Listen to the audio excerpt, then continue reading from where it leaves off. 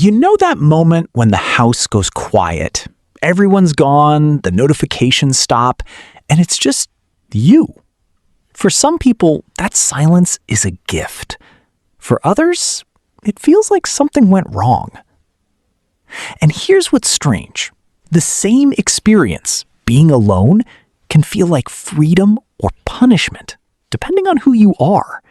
Not what happened to you, not what you've been through, just who you are. But what if the way you feel about solitude has been shaped by something deeper than personality? What if the discomfort some people feel when they're alone and the strange joy others feel both come from the same psychological source? Because they do.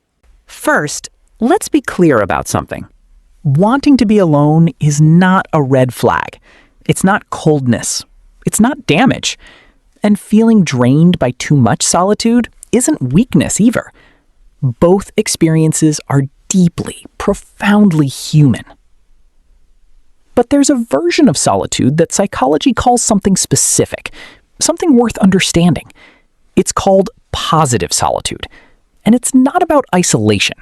It's not about running from people. It's about something you can only find when the noise stops. Here's what's happening in your brain when you're genuinely, peacefully alone.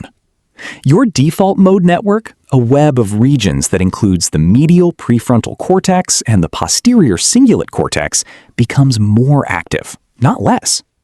This is the part of your brain that processes identity, memory, meaning. The quiet questions. Who am I? What do I actually want? What matters to me? Most of the time, that network gets interrupted, constantly, by pings, people, demands. But here's the part most people miss. Solitude isn't emptiness. It's signal. The moment the noise stops, your brain starts doing the work it's been waiting all day to do. Processing emotion, consolidating experience, generating insight. Think about the last time a great idea came to you. In the shower, on a walk, at 2 a.m. when the world was asleep. That wasn't coincidence. That was your default mode network finally getting the floor. This isn't new either. Humans have always known there was something sacred about being alone. The Japanese have Meichi, the art of meaningful empty space. The Danish practice stillhed, stillness as a form of cultural self-respect. Ancient philosophers didn't retreat from society because they failed at connection. They retreated because they understood that the deepest thinking happens in silence.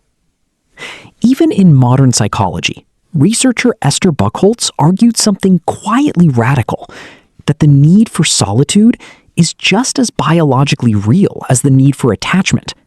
We built entire societies around connection, but we forgot to build space for the self. Picture this, a plant that only gets watered and never gets sunlight. It's cared for, it's not alone, and it's slowly dying. Here's the paradox that changes everything.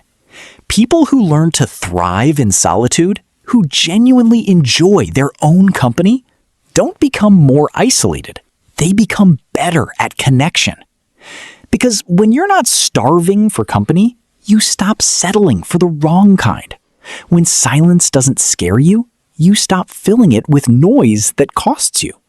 When you know who you are in a quiet room, you bring a whole person into every crowded one. Solitude isn't the opposite of belonging. It's the foundation of it. So the next time the house goes quiet, or the next time you choose to be alone on purpose, notice what your brain does. It doesn't shut down. It wakes up. Maybe the people who've learned to love solitude aren't running from the world. Maybe they're just fluent in a language most of us were never taught, and it's not too late to learn. If this made something click, share it with someone who needs permission to enjoy their own company. And subscribe. We go this deep every week.